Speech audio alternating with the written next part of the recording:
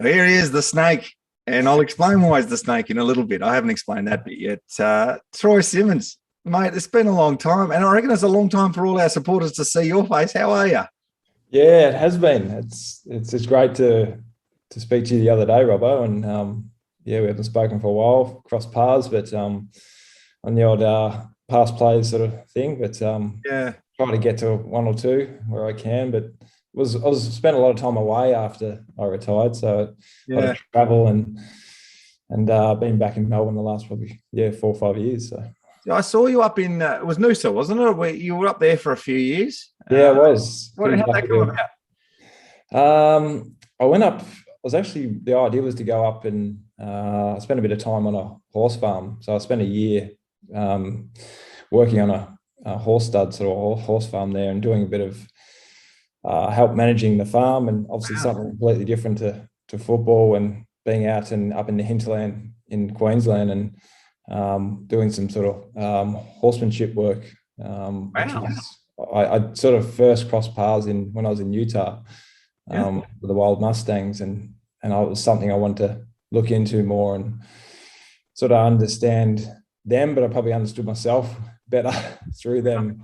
Pretty amazing creatures, actually, to have been around for a year, and yeah, I learned a hell of a lot in that year. And I've always sort of, as you mentioned the snakes before, but I've always enjoyed being around.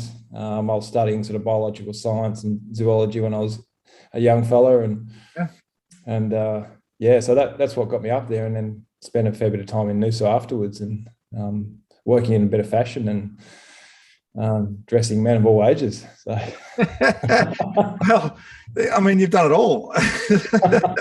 And look, the and that horse. was actually more fascinating, Robert. Actually, Yeah. when you had guys from 18 to 70-year-olds coming in, and you see a lot. Yeah, you see a lot. There you go. How interesting is that, working in retail and selling clothes? Because that's where I saw you, because I was just up on a holiday and they're like, I knew you were there. And I actually knew Brent Maloney was there too. And I only knew Brent Maloney was their Beamer, and everyone loves Beamer. Everyone knows Beamer. I only knew Come he was there. across him with his shirt off on the beach many a Yes. time. So. Yes. I saw that many Instagram videos of him just running up a mountain somewhere with his shirt off and selfies. And You probably say that about me too, Boomer. hey, when you got the rig like you two, you why not? Hey, I just want to go back to the horse thing real quick, because I have a mate that has ventured down that path of what I think they call equine therapy, and it's amazing to me, because I had a horse growing up in a very small town in Tasmania, and I loved my horse. My sister had a horse also, and we'd go away uh, all day on our horses. Doesn't that sound ridiculous? It sounds ridiculous to some now that I live in the city, but that's what we used to do, and it was the best. It was just such a calming thing, and that's what my mate said about this equine therapy when he was going through a rough patch mentally. And it sounds like you've been right there. So just give us a little bit more on that. Yeah, I think Robbo, when you played professional sport for a long time, you often don't find your legs until sort of in your 30s Yeah. again, and maybe when you're retired and you've sort of done one thing, you might have done a bit of study along the way, but yeah, it was nice to get out of Melbourne, get out of the lifestyle here, and do some things that I've always sort of wanted to play with and explore. And it was probably an exploration of yourself in a way. And that time all the way up there was quite like a sabbatical for me. Yeah. And yeah, I probably take a lot of the things that I've done in that space into what I do now, and that sort of understanding yourself, understanding others, and yeah, as your friend said, it's when you spend a lot of time around them, what you pick up, and the language that they talk to you in, and if you're walking down to the paddock, they know what sort of mood you're in before. Yeah. Yes. You know. I know. You've got, see, I'd love to unpack this a lot more, but we're only doing this for a short time because it's a huge thing. And my mates talked about it, and I know it. All horses have their own character, like we do. And you and it's one of those things, you can't force yourself upon a horse. you know, you have to let them come to you and be your friend. And there's something in that. So, you know, a bit of advice and something we should unpack, you know, and I'm going to do this thing that I'm doing at the moment on these podcasts that I'm doing. I'd love to get you back on to talk a bit more about this at length, about mental, you know, of people that go through their end of career stuff, or even just, you know, depression issues. There's a lot around at the moment. That's something that's absolutely brilliant. You should check into it if you're watching this. Equine therapy, if you're going through some tough times. But hey, we'll get to the snakes again. But the reason why we're here is because obviously the D's, mate, the D's grand final. How exciting is it, firstly? Oh, it's great to see. It's obviously Melbourne was the first club that gave me an opportunity, and I never forget those 3 years. And I was there, and obviously we played in a grand final together, and it's just great to see after so long for them get another opportunity. And it's hard seeing obviously the supporters and the past players can't be around it, because I've actually been around it with Richmond in the last few years. And it's an amazing experience to be a past player and walk down Swan Street with the fans, and do that walk, and it's quite visceral. It was such an amazing experience and I feel for the Melbourne fans and town, and in that way. 100%, yeah. And you said that to me when I gave you a call. That was the first thing you wanted to talk about, which I think that's absolutely brilliant, that you identify with the Melbourne supporters at the moment. And I mean, I fully expected you to say, I don't remember a damn thing about my Melbourne career. Thank you very much, Michael Long.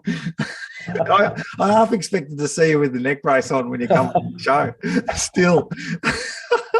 Because, my God, mate, I mean, I was at the other end of the ground, and even I reckon in a grand final with 100,000 people at the MCO, I reckon I still heard the whack. Do you remember anything of that moment getting hit, or is it all just a blur? Yeah, it's a blur.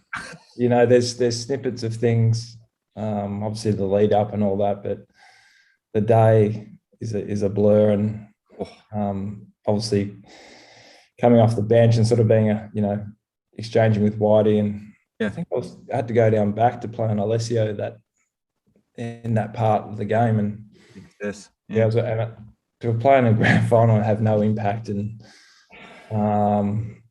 to have no impact at all. It sort of was hard early on, obviously in that career, and I was probably at my age, or if I was 2021, you think, I'll get another go, and you'll make up for it, and whatever it'll come around. But one final since after another 12 years or so. And look, I mean, the grand finals just don't come around. Now I realise how special that was, to get to the 2000 grand final. We were better placed probably a couple of years later in terms of premiership clock. We didn't get back there. They are so hard to win. So, yes, this is a special time at the moment, but you did have some impact. It was to your head from Michael Long. Oh, my God. And look, hey, mate, how many weeks would you get that for today if you did that today? 13? I'd get half a year maybe. Yes, half a year. I mean, and look, guys, I mean, watching that footage of Simo getting absolutely, it was dangerous. It was reckless. It was spinal. Could have been spinal issues for you, Snake. So the fact that you don't remember it as much is probably a get out of it lightly, considering what could have happened to you. Have you had any issues ever since? Because I know the AFL are right into making sure their past players are, cognitively okay. Yeah, obviously there's a lot more education and information now with it. So I was sort of going through my career, just, each year playing along. I didn't really think too much about it. I didn't want to think too much about that incident for a fair while. But luckily, no, I haven't. I consider myself very lucky. Just obviously the way I didn't sort of get the top of my head. It's been fine since, and I do a lot of work in the movement space, so maybe that's helped me, and I've kept going with a lot of different training disciplines that I've always had. So I think that helps that helps the obviously the connection, the body brain connection, and so far so good. Now, look, mate, I actually think it's done you. It's fixed you, for you. You actually you speak. I had something wrong with me back then. I think I think he's got smarter or he's improved. It's just clicked it all into gear. Thank you, Michael. No, not just electric. Yeah, he's back. Brain's working. No. After the hit day, and you've seen the footage, and you talk about disciplines because I know you're a black belt. Was it karate? Yeah, I was a long time in karate. So teaching rank there, and then as I got older and still to today, I've branched out into obviously the Chinese system. I went and trained over in China for a fair while with the Shaolin monks, and different experiences like that. A bit more Aikido now, and so I probably look at it a lot deeper now in terms of how that can transfer into life, and also for young people in sport. Give us your one thing something from the Shaolin learnings that you think is really applicable for young people now in what we're going through. Just maybe a little bit of a pearl that you've learned that you use as well. The muscles don't lead. Yep. You're probably asking why I say that. I think we come out of a lot of strength conditioning based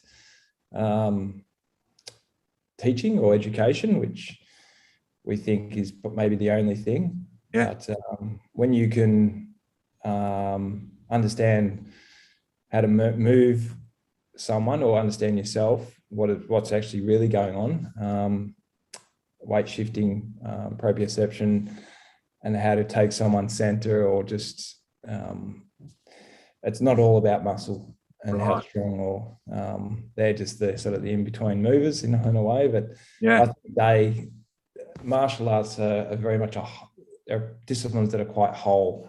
Yep.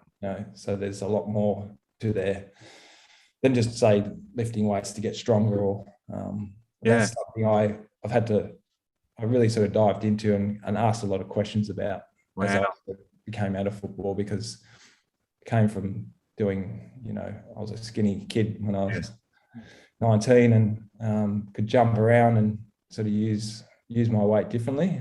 And then you start to build that sort of muscle, and there's a hindrance to it, even though there was benefits at the same time. Oh, that's absolutely brilliant. And I reckon there's a whole lot there that you could use. We're probably all thinking, be fit, be healthy, be strong. But times right now, we're not allowed to do what we used to do. This thing needs to be the thing that leads and gets us through the tough periods. And wow, we need to catch up again, Simo, and talk about this, because I am going to do a lot more of these, and I want to use my mates that I've not used them, but I want to talk to my old mates about what they've learned post their careers. What have you learned about being an elite athlete at the top of your game, and then all of a sudden, whooshka, it's gone. It's gone, and then we've got to go back to living normal lives, which is not a bad thing. I'm not saying that's a bad thing, but adjusting to that life again, where you were a beast in terms of using your muscles, you no longer need that anymore. You need to use this a little bit more. So that's an adjustment. You are very much a person of the animals. We said at the start he loved his snakes. There was no entendres there with any of that. Simo used to have boa constrictors and snakes and all sorts of reptiles in his room. We used to go, "What's going on there, Simo?" And he got the nickname Snake. Talk to us about the snakes. Just thinking back to when I was 7 or 8 or 9, I used to you grow up, you love Star Wars, you love whatever it was. I loved watching those documentaries, and I was sort of fascinated with reptiles in a way, and I said to myself, that's what I'm going to do. I'm going to be a vet or go into zoology, and done none of that. But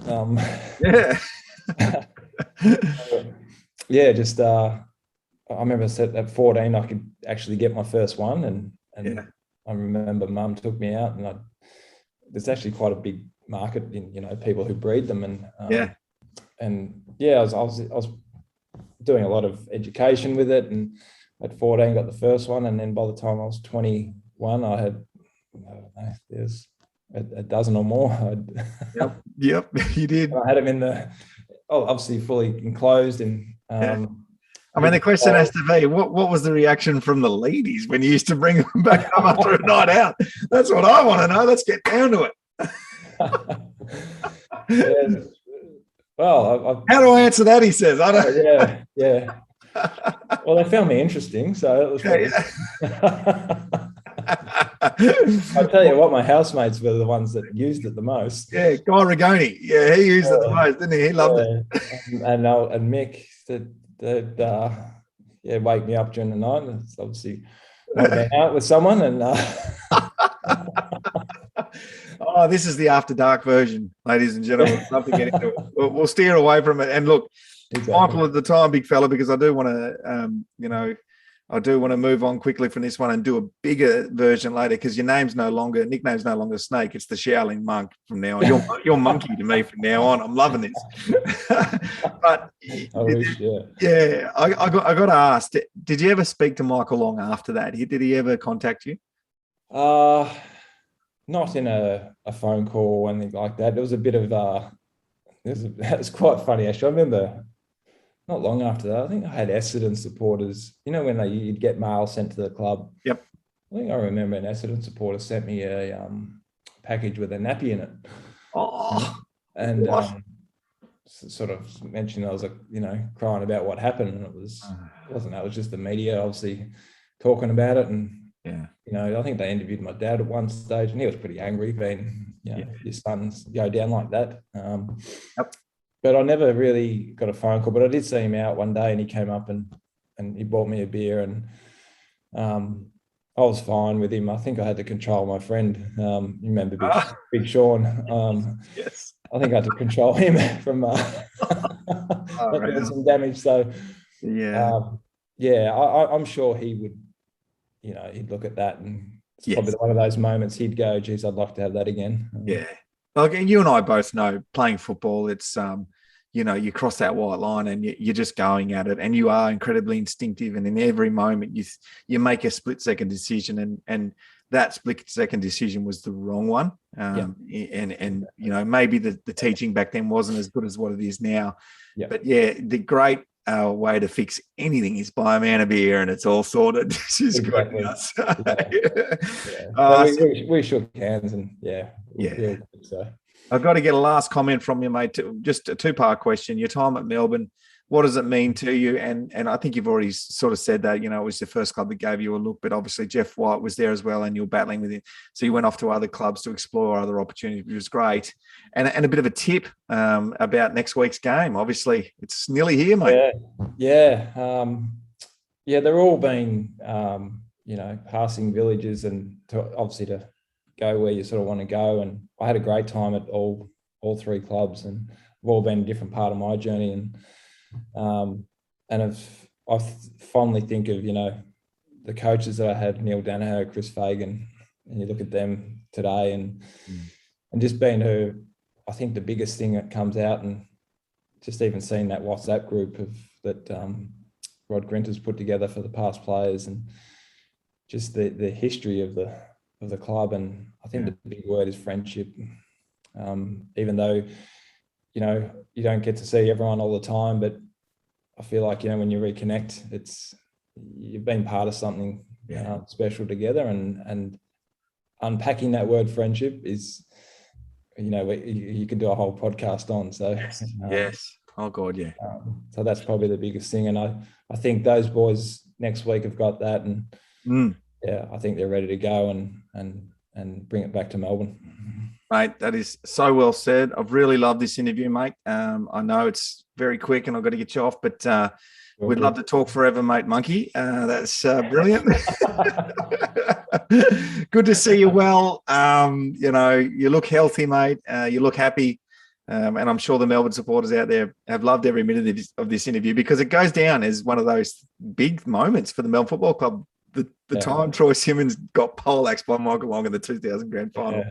Good to see. Most people remember that for my career than than anything else. That's all right. Who cares? Stimo, good on you, brother. Great to see you, man. And we'll see you soon, mate. Go D's. Bye, man. Bye. Cheers.